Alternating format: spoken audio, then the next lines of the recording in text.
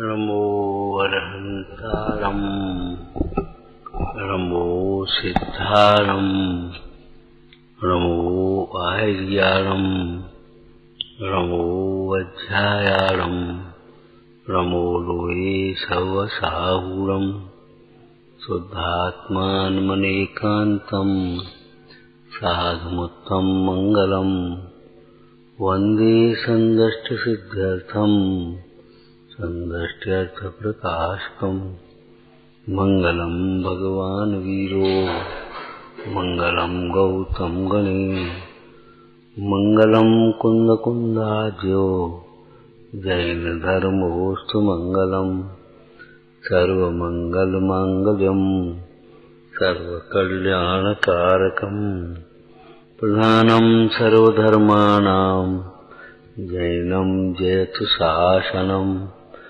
नमः समयसाराय स्वानुभूत्या चकाशते चित्स्वभावाय भावाय सर्वभावान्तरच्छिदे मंगलमय मंगलकरण वीतराग विज्ञान नमहुताय आते भये अरहंतादि महान।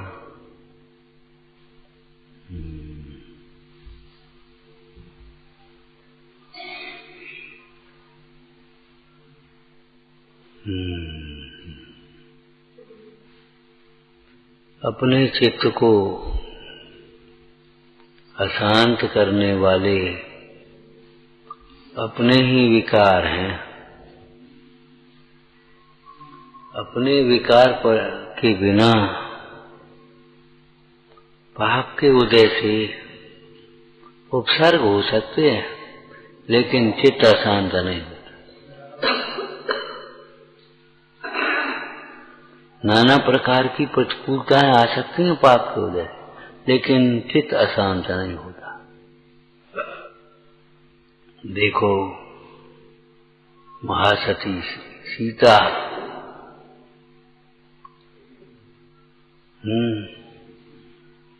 कैसे कैसे प्रसंग बने,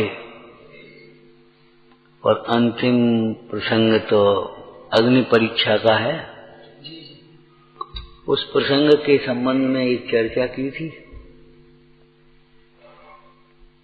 सारे लोगों की आंखों में आंसू, सारे लोगों के भय, अब क्या हुआ।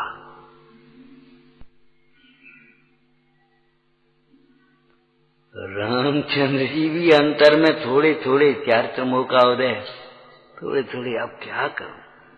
ऐसी भयानक अग्नि का कुंड, और अग्नि क्या जाने शील और कुशील की परिभाषा, लेकिन जाने या न जाने उससे कोई बात नहीं। समयसार जी में एक कलश है। जीव जानते हुए अपनी परिणति को करता है और पुद्गल न जानते हुए भी अपनी परिणति। परिणमन के लिए ज्ञान की आवश्यकता नहीं है।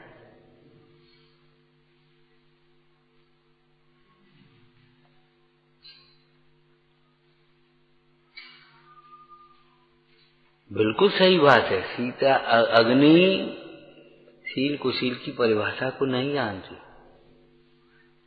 एक इंद्री असंगी पंचेंद्री भी नहीं है।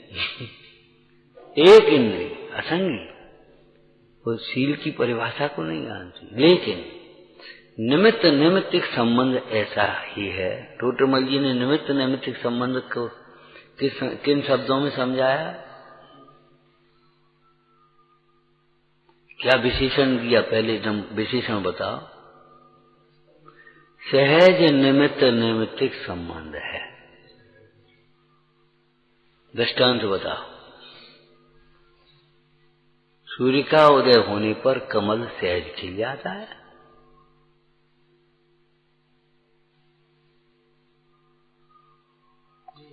कोई सूर्य कमल को खिलाता है। कमल के खिलने का टाइम है, इसलिए अब भैया खिलना ही पड़ेगा। अब जी आए गए तो अपन को उठना ही पड़ेगा।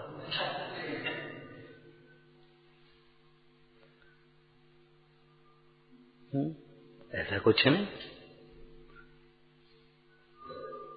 सूर्य के उदय का और कमल के खिलने का एक टाइम है, एक समय में सहवर्ती हैं, लेकिन वर्तन दोनों का अपने अपने में स्वतंत्रपने हो रहा है।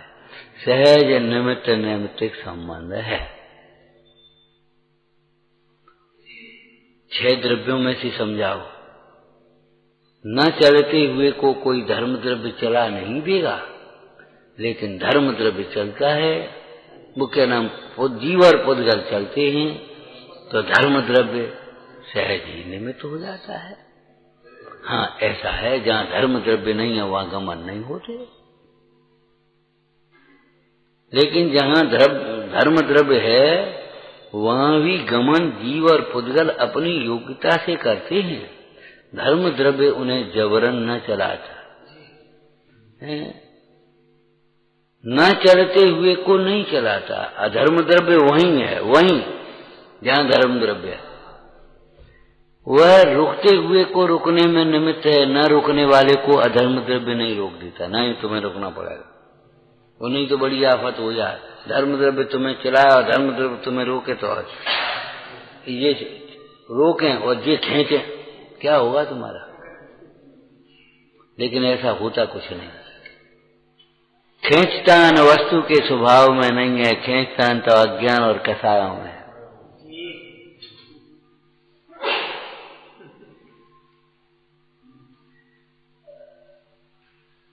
अभी अंतिम पंक्ति तुमने सुनी होगी वाचना में।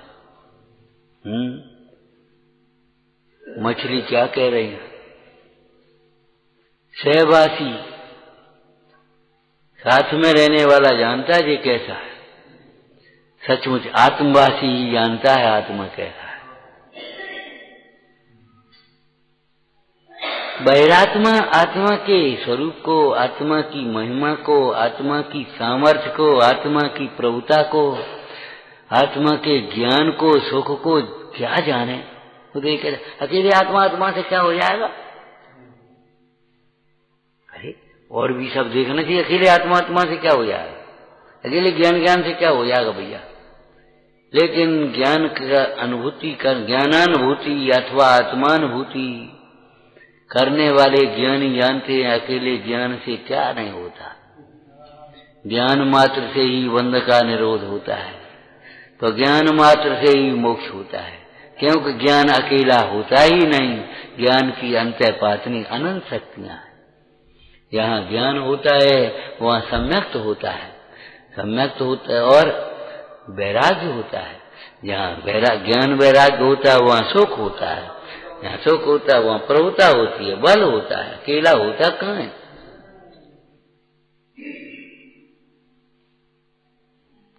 आत्मवासी जो जीव है,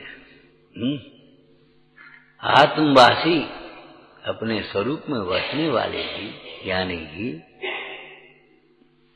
वे ही आत्मा के रहस्य को जानते।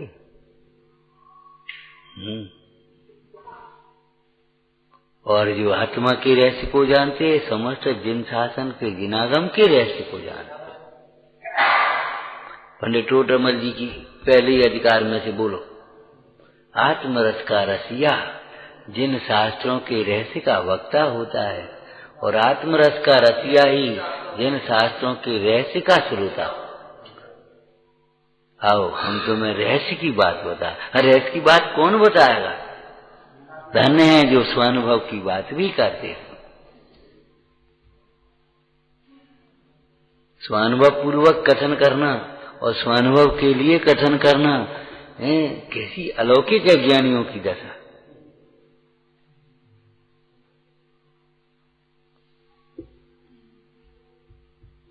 पर की चर्चा भी पर से विरक्त होकर अपने आत्मानुभव करने के, आत्मा का अनुभवन करने के लिए है। तो सहज निमित्त निमित्तिक संबंध, सूर्य का उदय कमल का खिलना। सूर्यास्त होता कमल बंद हो जाता है। इसमें सूर्य का किंचित मात्र भी कर्तृत्व नहीं है।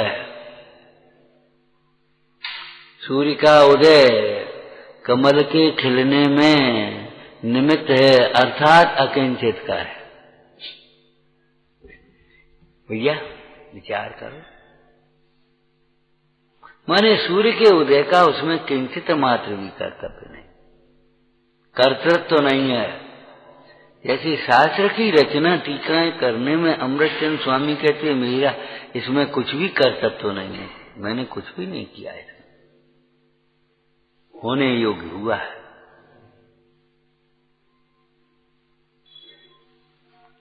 दूसरा आघाती कर्मों की ओर से निमित्त निमित्त का क्या दृष्टांत दिया, जिनमें चकवे चकवी को कोई राग बुद्धि से मिलाता नहीं है, रात में कोई द्वेष बुद्धि से अलग नहीं कर देता, लेकिन दिन होने पर वे चकवा चकवी स्वयं में मिल जाते हैं, रात होने पर वे अलग हो जाते हैं, सहज निमित्त निमित्त संबंध है। ऐसे ही जिनोपदेश को सुनकर आसन्न भव्य जीव, पुरुषार्थी जीव, विनयवान जीव, सरल परिणामी जीव आत्मबोध को प्राप्त हो जाते हैं। इति परिचित तत्व है, बोलना हिंदी बोलो, रात्मकायकतायाम नय विभजन युक्त अत्यंत मुच्छादताया। अब तो बोल दो भाई हिंदी। इस प्रकार जिन्हें तत्व का साक्षात परिचय हुआ है, ऐसे आत्मज्ञानी जीवों के द्वारा नए विभाग की युक्ति से देह और आत्मा को भिन्न भिन्न दर्शाया है। इसे समझकर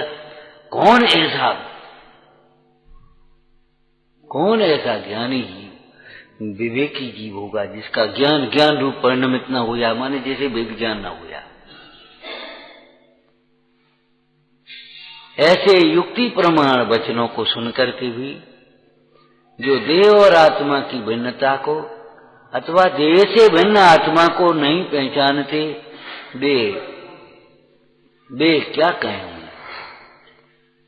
लौकिक में भी सज्जन जीव, विवेकी जीव युक्ति पूर्ण वचनों को स्वीकार ही करते हैं। युक्ति से समझाए जाने पर कौन ऐसा होगा वो जिद करता रहे अपने, नहीं मानेंगे हम, नहीं मान भैया।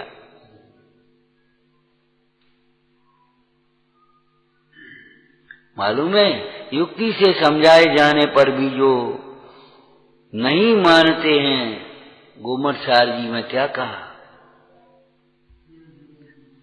सम्यक दृष्टि जीव यथार्थ श्रद्धान करते हैं। गुरुओं ने जैसा स्वरूप बताया तत्व का, वैसा प्रयोजनभूत तत्वों का तो अपने अनुभवन से श्रद्धान करते हैं। कैसे भाई, आत्मा तो अनुभवन करेंगे, वो आत्मा का अनुभव होगा तो आनंद आएगा और वैराग्य से आएगा तो उसंबर नजरा, ये तो अपने अनुभव से प्रमाण करते। लेकिन जो अन्य अप्रयोजनभूत चर्चाएं हैं, अप्रयोजनभूत का मतलब ये मत ले लेना बेकार की चर्चा है। लोक की रचना, भेद प्रभेद, अप्रयोजनभूत इस अर्थ में लेना कि इनके बिना जाने भी मोक्ष मार्ग की सिद्धि हो सकती है, सुखी हो सकता है। दृष्टांत बोलो, जैसे कोई स्त्री आभूषणों के बिना भी शीलवान हो सकती है।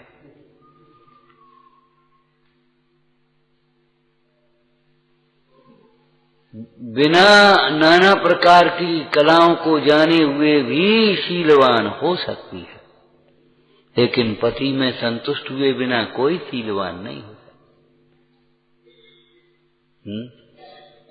ऐसे अपने स्वरूप में संतुष्ट हुए बिना कोई ज्ञानी नहीं हो सकता।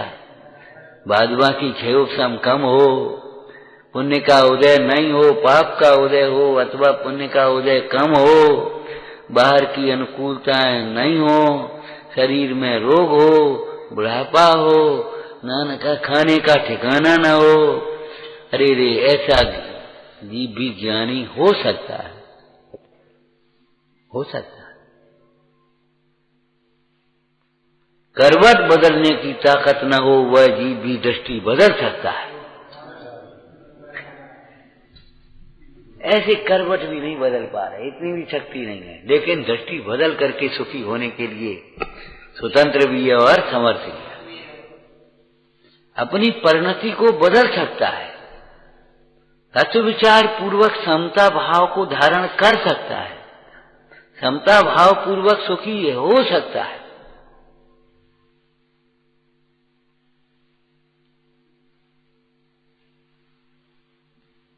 सहज निमित्त निमित्तिक संबंध है। उन देवों को कोई बुलाने नहीं गया था। देवी वंदना के लिए जा रहे थे, रास्ते में देखा ये क्या हो रहा है भाई, अरे सीता की अग्नि परीक्षा का प्रसंग,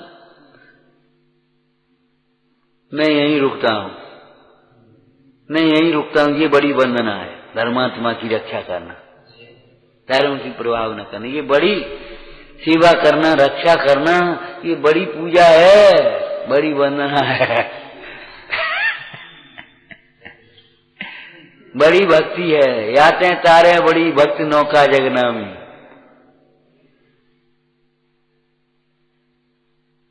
कहीं रुका। हम तो ये कह रहे थे उस प्रसंग में कोई भयभीत है, संकित है, बेचारा दुखी है, रो रहा है, लेकिन एक सीता निशंक है, निर्भय। सीता के चित्त में कोई शंका नहीं, भय नहीं, और ऊंचे टीले पर खड़ी हो गई सीता, और खड़े होकर के पंच परमेष्ठी को नमस्कार किया, पति को प्रणाम किया और बोलने लगी।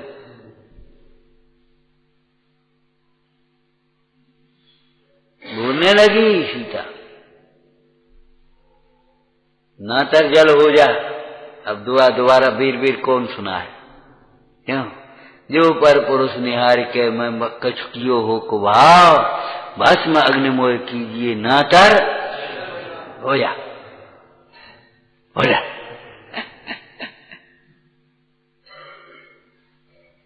प्रसिद्ध कथा के अनुसार कुंद आचार्य वंदना के लिए गिरनार पहुंचे और वहां श्वेतांबरों के साथ बात होने लगा।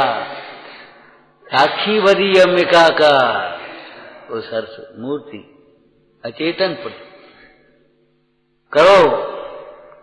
अब मूर्ति क्या बोले, लेकिन बोली। मूर्ति के निमित्त से कौन बोला वो अलग बात है, लेकिन बोली।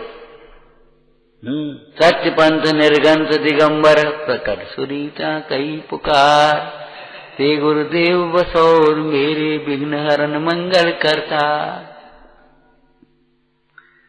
भैया वीतरागी परमेश्वर करता नहीं है, परंतु फिर भी वीतरागी की भक्ति सर्व दुखों को दूर करने में समर्थ है। वीतरागी परमेश्वर के प्रति अश्रद्धा, हाँ, वीतरागी परमेश्वर के प्रति अभक्ति का भाव, निंदा का भाव समस्त दुखों का कारण है। सहज निमित्त निमित्त संबंध, सहवासी, आत्मवासी है, स्ववासी। आत्मा में बसने वाला जीव आत्मा के स्वरूप को जानेगा। शिक्षक विधान में कहा, कई बार संत लाल जी ने क्या, साधुन के गुण साधु जाने।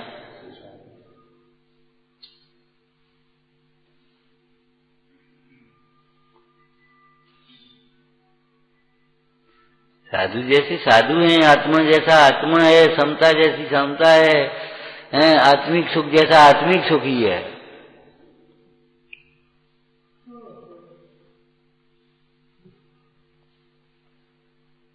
क्या चर्चा कर रहे थे?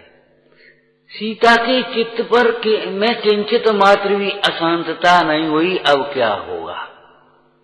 निर्विकारी चित्त शांत होता है, विकार चित्त की अशांतता का कारण है। विकारी चित्त को कहीं शांतता नहीं है। उस विकार की भेद के भेद मोह समस्त विकारों का जन्म। क्रोध समस्त बड़ा विकार, मान बड़ा विकार। मानी जीव निरंतर अशांत रहता है। मानी जीव का चित्त निरंतर अशांत रहता है। मायाचारी का चित्त निरंतर भयभीत अशांत। कोई देख न लेवे, कोई कह दे न लेवे, कोई हमारी पोल खोल न जाए, अरे ऐसे काम करते का, कोई देख न लेवे, ऐसा काम काय को करते, देखो सब देखो, देखो सब देखो।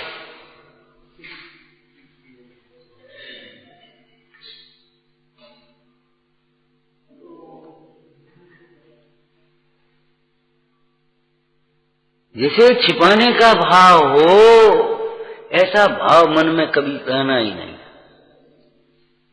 क्या सोच रहे थे?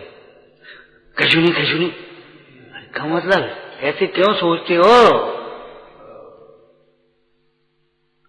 क्या सोच रहे थे? मज्जंतु निर्भर ममी समेव लोका, ऐसे सोचा ना।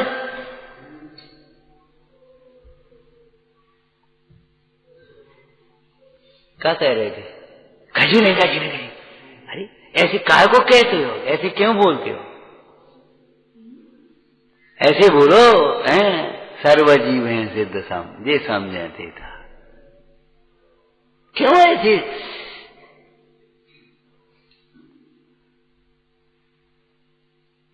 चित्त की शांतता के लिए विकारों को जीतना चाहिए। जित मोह, क्षीण मोह, जितेंद्रिय, यही भगवंतों की परमार्थ स्थिति है। अनंत के स्वरूप में ये चर्चाएं हम क्यों कर रहे हैं? जित मोह, भगवान का भक्त देह को अपना नहीं मानेगा। देह को अपना मानने वाला जीव भगवान का सच्चा भक्त नहीं होता। सच्ची भक्ति ज्ञानी की होती है। चाहे तुम मोती चढ़ाओ, गजमोती पुंज चढ़ाओ, जो चढ़ाना हो चढ़ाओ, तुम खूब गाओ, सुरीले स्वर से गाओ, कोई दिक्कत नहीं। लेकिन देह को अपना मानने वाला जीव भगवान का सच्चा भक्त नहीं। भगवंतों का सच्चा भक्त देह को अपना नहीं मान सकता।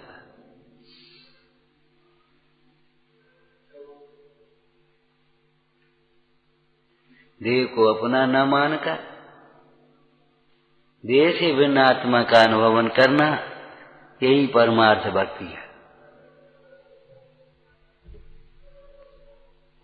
इस परमार्थ भक्ति में शांतता है, ये नहीं है, उछल कूद नहीं है। हाँ,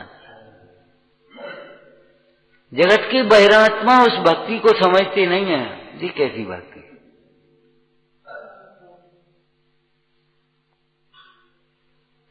और इसीलिए वे संसार में रुकते हैं भक्ति करते हुए भी। भगवंतों की बाह्य भक्ति करते हुए भी स्वर्ग आदि को प्राप्त करें, यश करें, भोग करें, सब करें, लेकिन भक्ति करते हुए भी वे संसार में ही रुकते हैं। क्यों? परमार्थ भक्ति के बिना।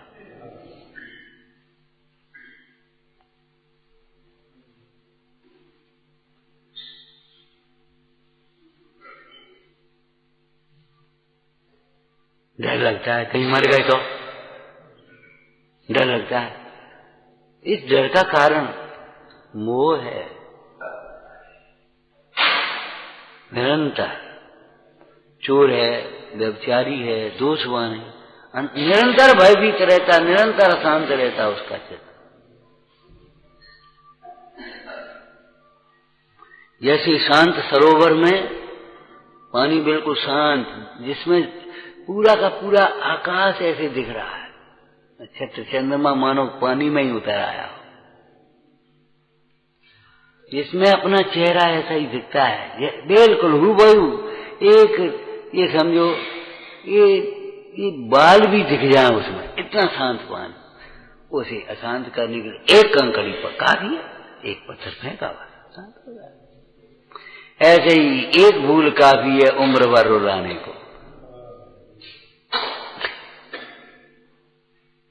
एक भूल काफी है उम्र भर रुलाने को। एक गैर भाव को भूल कर अनादिकाल से रुल रहे हैं भाई। और एक भूल जीवन में कभी ऐसी हो जाती है, जीवन भर अपन ऊपर नहीं उठ पाते।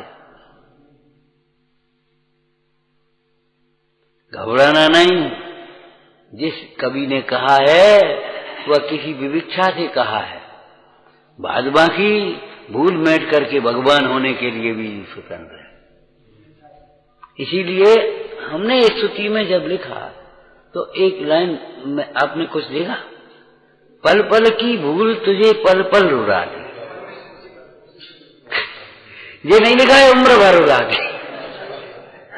हमने सोचा कि एक समय की भूल अगर जीवन भर रुलावे तो कोई ज्ञानी और धर्मात्मा बन ही नहीं पाए।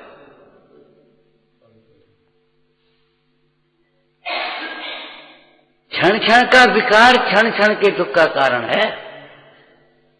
सुनो, तुम्हारे कल का अहंकार तुम्हारे आज के दुख का कारण नहीं है, आज का अहंकार आज के दुख का कारण। कल कोई जीव बहुत घमंडी था, आज वो किसी प्रसंग को पा करके कुछ समझ करके विनयवान हो गया, तो आज उसका चित्त शांत नहीं होगा। कल तो घमंडी था, बना रहे।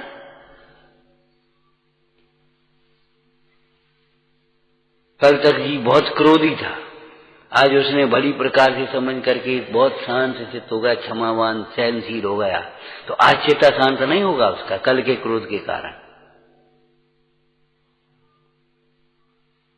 भूतकाल के भी भूलों को दोषों को याद करके लक्ष्य करके वर्तमान में दुखी होता है।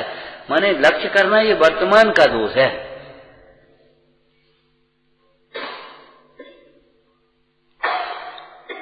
जो जीव अपनी चित्त की अशांतता को दूर करने के लिए अपने मन के विकारों को नहीं जीतते, अथवा स्थूल रूप से कहें मन के विकारों को जीतने के लिए तत्वाभ्यास नहीं करते, उनके सारे उपाय झूठे।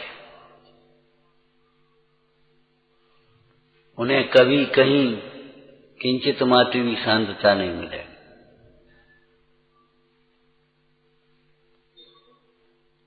परम शांत रस रूप परिणमित हुए हैं कौन? जो सर्वथा सर्व विकारों से रहित। एक देश कथन करो, कल किया था।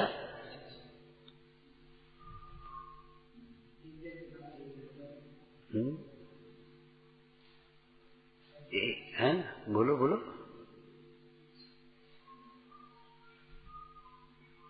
अरे भाई, जिनके जितने विकार अंशों में विकारों का अभाव हुआ है, उनके चित्त में उनके जीवन में उतनी शांतता है। बाद बाकी जबरन निमित्त को दोष लगाने वाली ये स्वान वृत्ति है तुम्हारी। क्या करें, हम तो घर की कलह से परेशान है। अरे घर की कलह से, तेरे घर की कलह से, इसको शास्त्रीय भाषा में कहे तो अंतर्द्वंद से। घर की कलह का कारण भी तू ही स्वयं है। टोडरमल जी ने ऐसी सुंदर बात 5वें अधिकार में कही है, तुम अन्य इनकी ऐसा कहोगे तो उनको बुरा लगेगा, फिर लड़ेंगे। भाई हम लड़ेंगे तब तो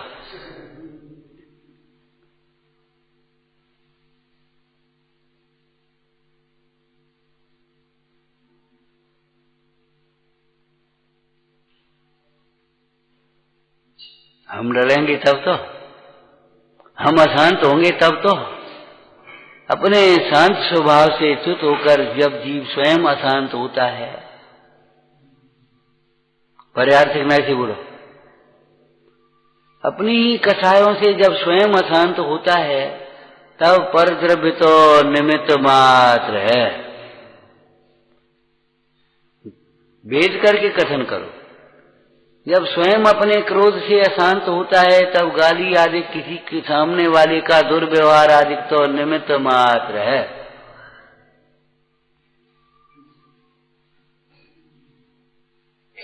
जब अपने अभिमान से, मान कषाय से चित्त अशांत होता है, तब दूसरे का अपने अनुसार परिणमन न होना निमित्त मात्र है।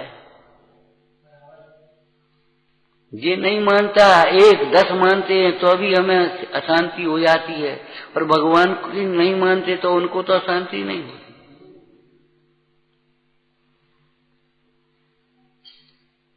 अनंतानवंदी मां अनादिक भाव, अनंत अशांतता के कारण, ऐसी अशांतता जो चित्त तुम्हें किम कर्तव्य विमूढ़ कर देगा।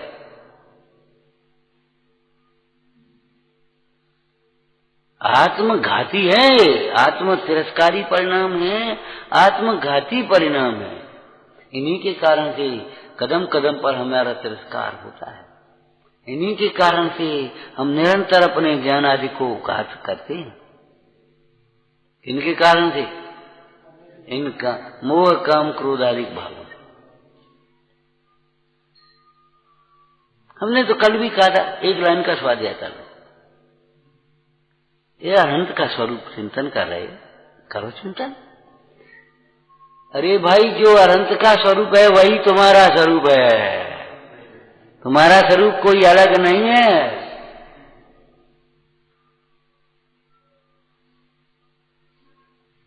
फिर हम हैरान क्यों हैं कि तुमने अपने स्वरूप को समझा नहीं है।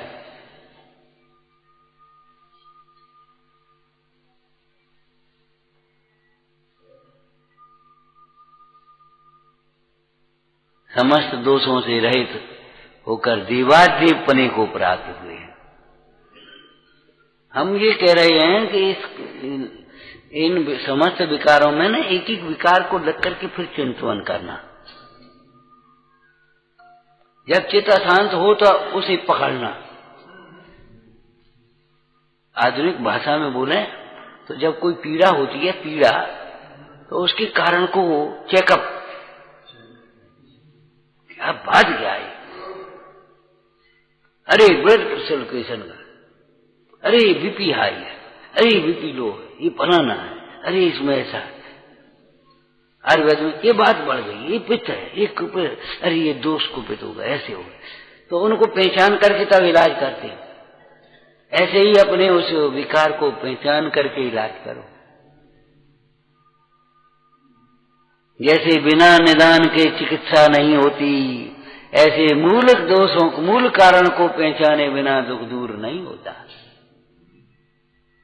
तो मूल कारण तो को हम छूना ही नहीं चाहते, केवल परद्रव्य में देखेंगे,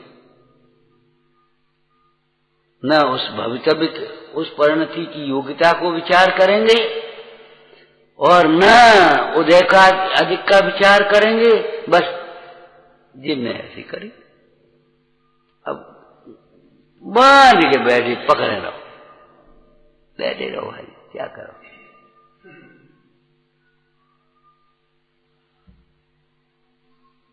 गांठ खोल के देखो भाई, गांठ खोल के देखो।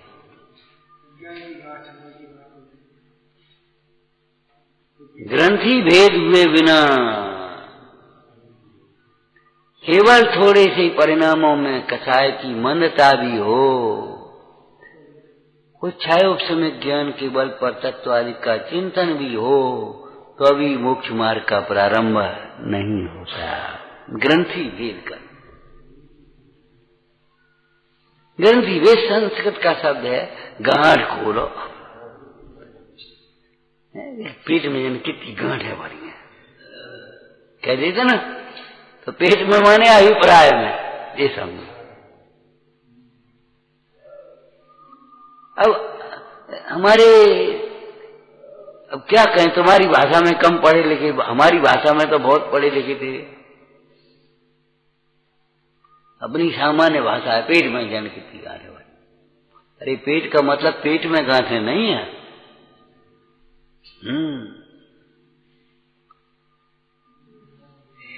अभिप्राय में।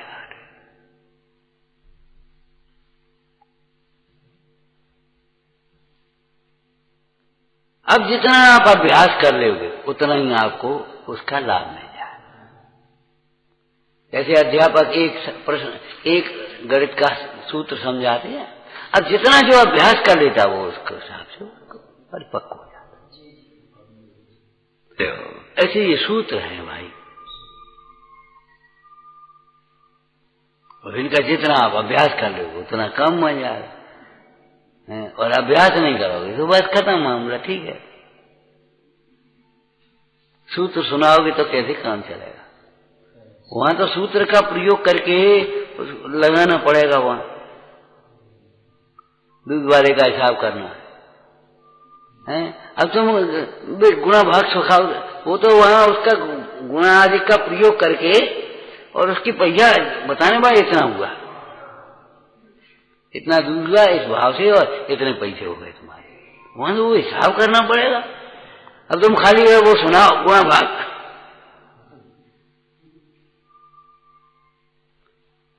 ध्यान रखना, धर्म परिभाषा नहीं प्रयोग। धर्म में परिभाषाएं भी हैं, जो धर्म की परिभाषा भी नहीं समझता उसको क्या कहेंगे, समझ न पाया था अब तक। सुख की परिभाषा नहीं समझा क्योंकि अपनी ही परिभाषा नहीं समझा। परिभाषा किसको कहते हैं? परिसमन्तात भाषणम, उस विषय को सांगोपांग सर्वोर से कहे हुआ परिभाषा।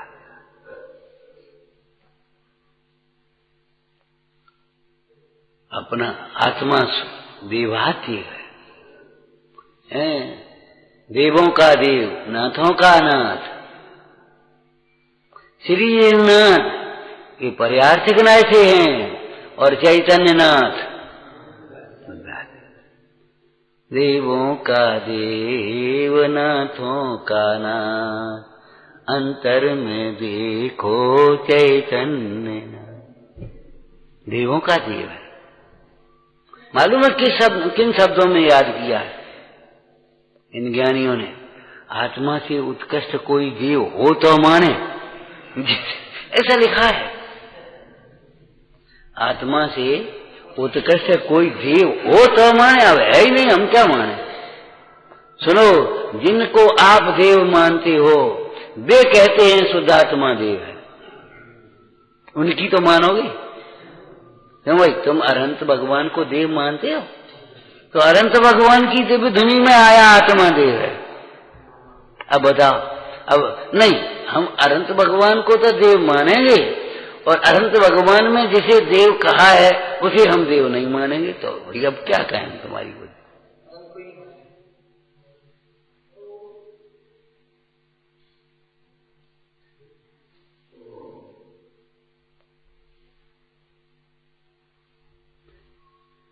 वह आत्मा का देवादिपना, देवादिदेवपना, क्या कहा? वह आत्मा का देवादिदेवपना। हाँ बोलो, ये पंक्ति बोलो। आज तो हमने भी नहीं खोल ली भाई, सामने हमने भी नहीं खोला, बिना देखे हम भी बोल रहे भाई, तुम भी बोल।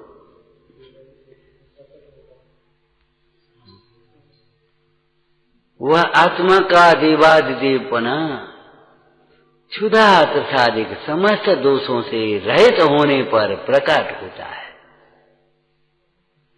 उस देवादिदेव को भूख नहीं होती। क्यों नहीं होती भूख? कि आत्मा का स्वभाव नहीं है भूख। आत्मा स्वभाव से भूखा नहीं, तृप्त है, स्वयं तृप्त है, स्वतः तृप्त है। और आत्मा को समझे बिना, अतीन्द्रिय आनंद का स्वाद लिए बिना, परमानंद का है रस पिए बिना, भूखा का भूखा।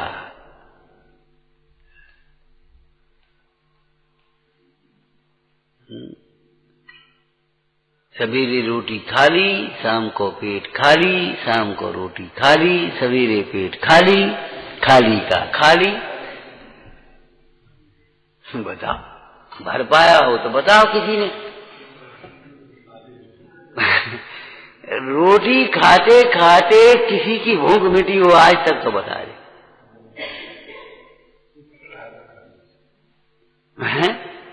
अब तक अगणित जड़ द्रव्यों से प्रभु को न मेरी न हुई, न हो रही है, न होएगी। जिद मत करो कि नहीं हम तो खा पी करके ही, चाहे कुछ खा करके भी, चाहे जितना खा करके दूसरे के हिस्सा झपट करके भी हम भूख को शांत करेंगे कि नहीं होगी शांत। नरक गति की चर्चा में सुनाया था तुम्हें। 3 लोक को नाज जो खाए, मिटे न भूख कणा न लहाए। 3 लोक के अनाज से, भोजन से, व्यंजनों से शांत न होने वाली भूख, ज्ञानामृत का स्वाद जो आए, तत्क्षण सहज पने बिन साय।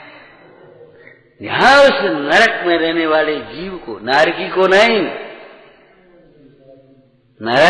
नारकी के शरीर में रहने वाले जीव को देह से भिन्न आत्मा के अनुभव से उत्पन्न अतीन्द्रिय आनंद का स्वाद आता है। मन शांत भयो, प्राप्त हो गया।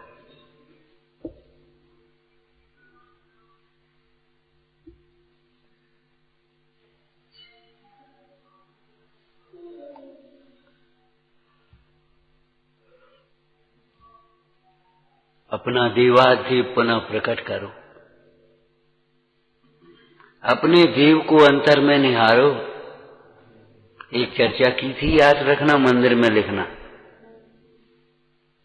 जिन मंदिर में विराजमान देव, अंतर में विराजमान देव के दर्शन के लिए, अंतर में विराजमान है आत्मा देव के निहारने के लिए जिन मंदिर के लिए।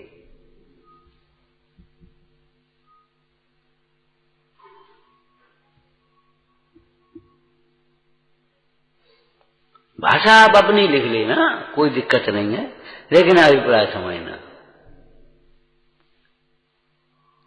अपने में लीन परमेश्वर को निहारते हुए भी जिसने अपने में लीन होने की कला नहीं सीखी, उसका दर्शन अधूरा है।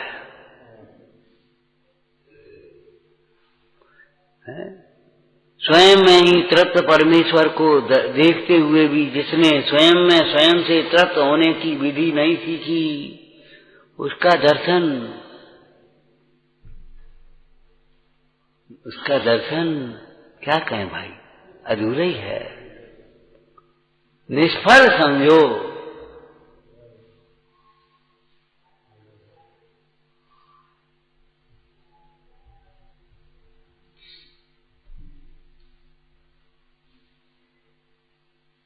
आचार्य योगेंद्र देव ने कहा है, देहालय में विराजमान देव को निहारो। जैसे देव की आप पूजा करते हो, भक्ति करते हो, ऐसा देव इस देह में देह से न्यारा विराजमान है, उसे देखो, उसके आश्रय से तुम भी स्वयं देवत्वने को प्राप्त हो जाओ। देवादेव पने को प्राप्त हुए हैं कैसे? दोषों को छोड़कर।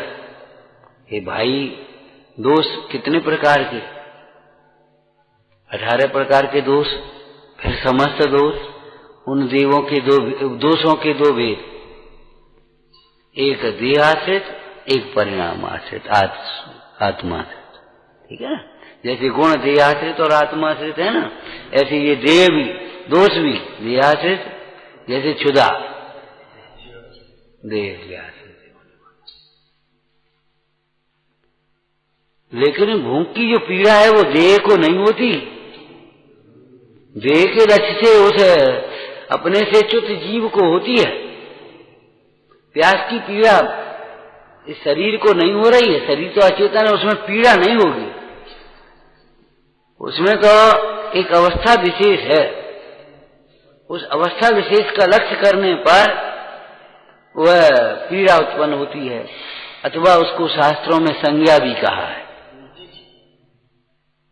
आहार संज्ञा,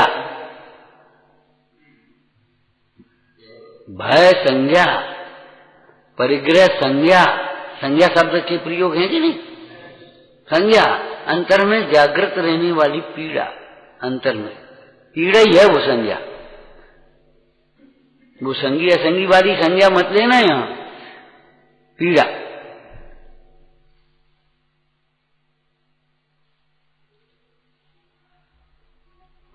तो ये देह आश्रित दोस्त, भले देह आश्रित हैं लेकिन है तो तेरे।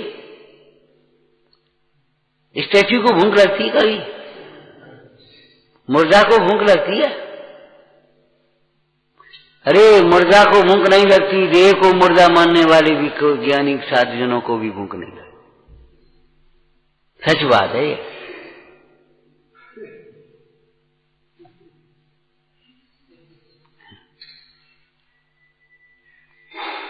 अब थोड़ा सा हम शब्द जोड़ देवे।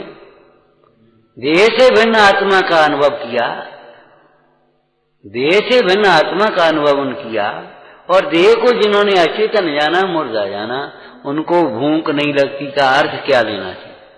ज्ञानी को राग नहीं होता इसका अर्थ क्या लेना चाहिए? अविरत सम्यक दृष्टि को अनंतानुबंधी राग नहीं होता। देशवृत्ति सम्यक दृष्टि को श्रावक को अनंतानुबंधी अप्रत्याख्यान राग नहीं होता। शास्त्रीय भाषा, चरणानियोग की भाषा बोलो। ऐसा राग नहीं होता कि वह न्याय पर उतरा, मार काट में मच जाए।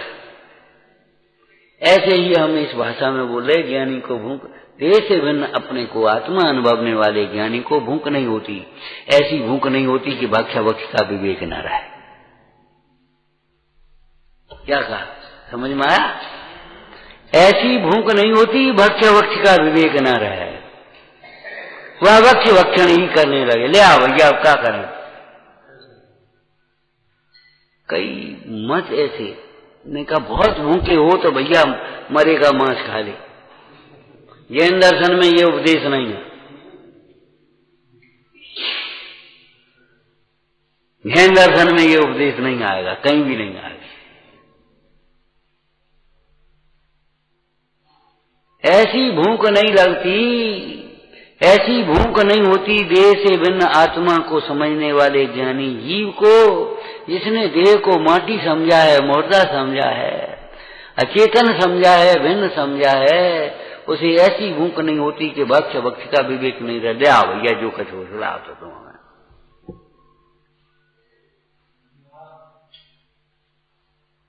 भूख के अर्थ में कह रहे, बाद बाकी तो और सब समझ लेना है।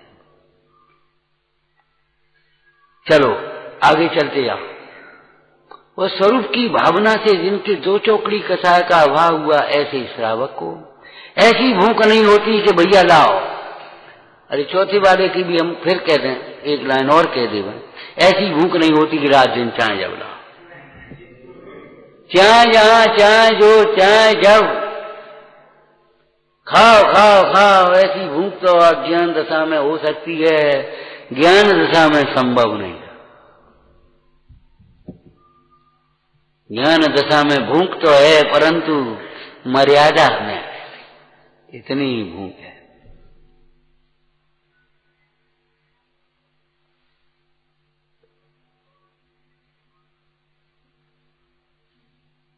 समझ में आया? ऐसे आत्म स्वभाव की भावना भाते भाते जीव को देह से विरक्तता और बढ़ गई, तो उस ज्ञानी को, श्रावक को ऐसी भूख नहीं होती कि दिन में भी बार बार खाओ, चाहे भैया भले शुद्ध है, बार बार खाओ, खड़े खड़े खाओ, चाहे जैसे खाओ, ऐसा नहीं होता। एक मर्यादा सीमित हो गई बात। फिर एक बार विधि से सात दशा में कितनी भूख रह गई, और अंत में स्वरूप लीनता की अवस्था में भूख का अभाव हो गया। चारित्र मोह में क्रम पड़ता है ना अभाव में।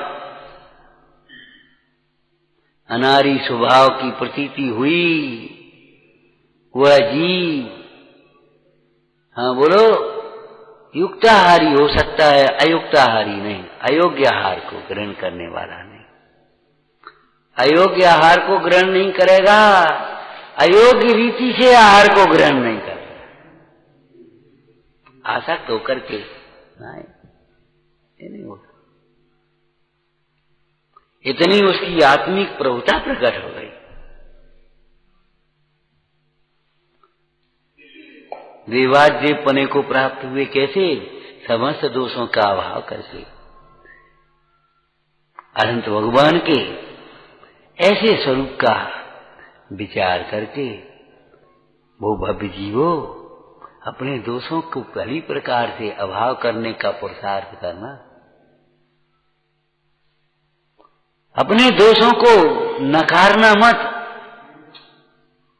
बहाने मत बनाना, दूसरों को दोष मत देना, अपने दोषों को दूर करने का बड़ी ईमानदारी से, जैसे अपने रोग का इलाज करता है ऐसे अपने दोषों को दूर करने के लिए इलाज। लौकिक में जैसे दरिद्रता को दूर करने का, रोग को दूर करने का क्यों इलाज करता, उपाय करता है ना, ऐसे अपने दोषों को दूर करने का उपाय करना, बड़ी ईमानदारी। और वह उपाय क्या होगा? स्थूल से सूक्ष्म चलो, निर्दोष भगवंतों की भक्ति, निर्दोष गुरुओं की संगति और निर्दोष वाणी का पठन, श्रवण, चिंतन, विचारना, बारंबार अभ्यास, और निर्दोष स्वरूप की दृष्टि, निर्दोष स्वरूप की भावना, निर्दोष स्वरूप में एकाग्रता रूप ध्यान, समस्त दोषों के दूर करने का एकमात्र निरापद उपाय। इसका कोई साइड इफेक्ट नहीं, निरापद, कोई साइड इफेक्ट।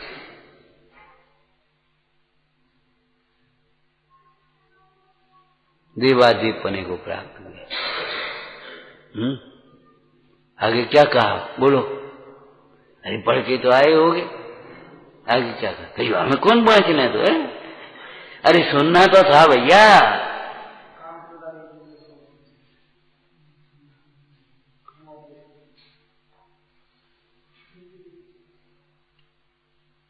बोलो। हाँ, काम आयुध अंबर अंग विकार आदिक, जो काम क्रोध आदिक निंद भावों के चिन्ह, क्या शब्द है? काम क्रोध आदिक भावों से लोक में निंद हो जाता है। देखो, ये काम सबसे प्रधान लिखा है निंदा में। आपको सदाचार्यों की याद है प्रस्ताव? देखो, मिथ्या सम्यक की चर्चा तो जैन दर्शन में ही है, लेकिन अन्याय और परिस्थिति सेवन को सर्व जगत निंद मानता है, सभ्य समाज।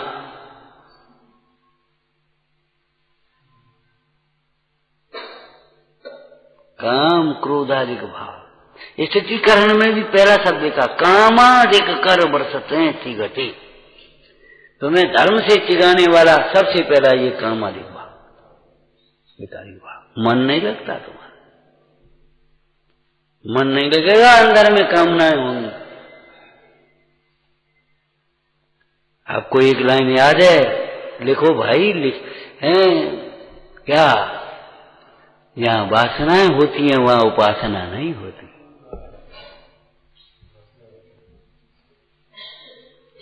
जहां वासनाएं बसी हैं, मिथ्या वासनाएं, विषय वासनाएं, वहां उपासनाएं नहीं होती। जब उपासना ही नहीं होती तो आराधना और प्रभावना कहां से होगी? अच्छा, नियम सारी टीका की भाषा बोल रहे हो, बस इतना ही पढ़ पाएंगे, थक गए भाई। बोलो। वो तो भाषा वो है, अब अपन अपनी भाषा में बोलेंगे। बोलो। जिसके चित्त में विषयों की वासना है, उसे जिन वचनों के सुनने पढ़ने से कोई लाभ नहीं होता। जिसके चित्त में विषयों की वासना है, उसे जिन वचनों के सुनने पढ़ने से कोई लाभ नहीं होता, माने उसके परिणाम की विशुद्धि भी नहीं होती। ग्रंथि भेद कहां से होगा? लाभ तो तब हो गया, विशुद्धि हो गए, ग्रंथि भेद हो गए, चित्त में शांतता न मिले। अब आप समझ लेना, क्या करें, कछु लाभ नहीं हो, कछ समझ में नहीं आई के विषयों की बात ना टटोल उसको निकाल के फेंक। गोबर की डली लगा करके फूलों के बगीचे में फूलों पर बैठ करके भी सुगंधी नहीं आती, कोई लाभ नहीं होता। फूलों के बगीचे में फूल के ऊपर बैठ करके भी लाभ नहीं, सुगंधी नहीं, कि भीतर गोबर की डली लगी है, भीतर तेरी वासनाएं बसी है, लाभ नहीं होता। वह चित्त को ठहरने नहीं देती। कसायों के संबंध में आप पढ़ते हो, क्या लिखा है स्वरूप संबोधन में? कसाय रंजितम चेतस। हिंदी बोल दो, अर्थ बोलो भाई। अरे भाई यही तो परेशानी है, हमें तुम श्लोक सुना भी दोगे तो हमें कुछ अच्छा नहीं लगेगा, और अर्थ सुना दोगे तो हमको प्रसन्नता हो। भाव वासना तो चाहिए। श्लोक याद रह जा, सुना दे, ये तो क्षयसम का काम, और भाव वासना हो जाए अपने हित का काम।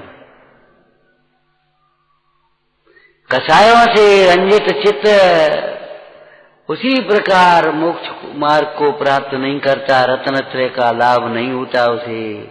इस प्रकार, अथवा तो हम उसी भाषा को हम बोले देते हैं,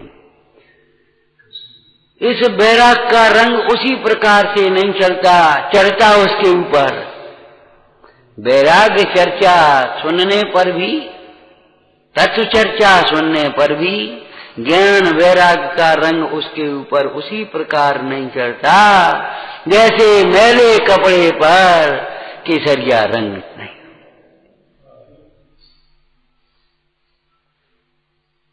भूदर नील, नील कहा ऐसे मलिन समझ लेना। भूदर मलिन बसन पर कैसे केसर रंग उछरना रे, अंतर उज्ज्वल करना रे भाई, अंतर उज्ज्वल। ये दोष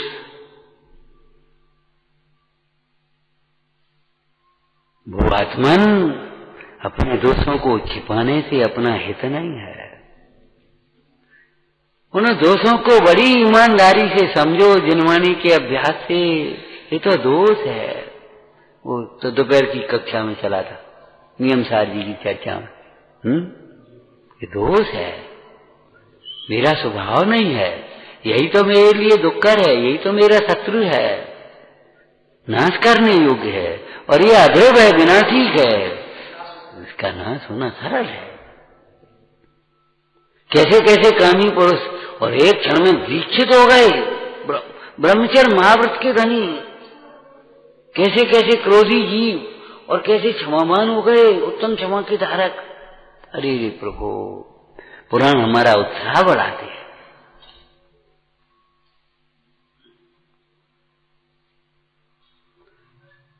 काम क्रोध आदि को कैसे भाव, निंदे भाव।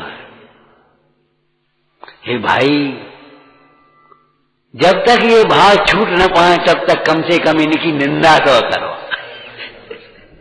समझ में आ गया क्या कहना है मुक्ति?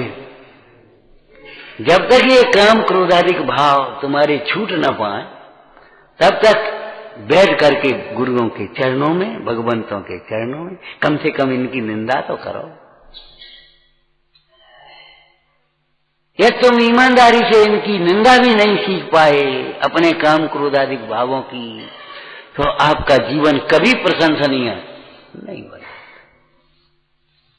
तुम्हें लगता है हमारी निंदा करते हैं, निंदा दोषों की ही होती है भाई, निंद भावों की ही निंदा होती है। उन दोषों को छोड़ दो तो निंदा नहीं होगी। इसीलिए तो लिखा है, एक विवेकी जीव निंदा की परवाह नहीं करते तो भी निंदनीय काम नहीं करते। अब काम करना है बाहर की बात है, निंदनीय भाव मन में नहीं आए। प्रशंसा की क्या नहीं करते, तो भी प्रशंसनीय काम करते। विचारना, ऐसे अनंतों की भक्ति करो स्वरूप चिंतन करते हुए भाई। क्या कर रहे अपन? कुछ नहीं, स्वाध्याय नहीं कर रहे, भक्ति कर रहे।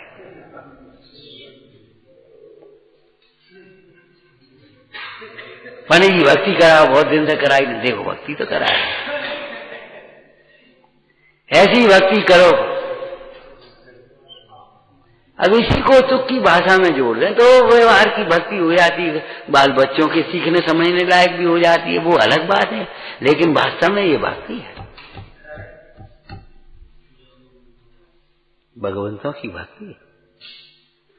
कभी इन दोषों, अपने इन दोषों को के प्रति उपेक्षा भाव नहीं, ठीक है बने रहने, कुछ नहीं हो जाए, सब ठीक हो जाए ना। जब तक ये दोष निंदनीय है और निंदनीय दोषों की स्वयं निंदा करना सीख जाए तो हमारा जीवन प्रशंसनीय हो जाए। क्या कहा? इन निंदनीय भावों की, निंदनीय क्रियाओं की, निंदनीय वचनों की स्वयं निंदा करना सीख जाए तो सचमुच हमारा जीवन प्रशंसनीय हो जाए। विचारना, सहजानंदी शोध स्वरूपी अविनाशी में आत्म, सहजानंदी शोध स्वरूपी अविनाशी में आत्म, सहजानंदी शोध स्वरूपी अविनाशी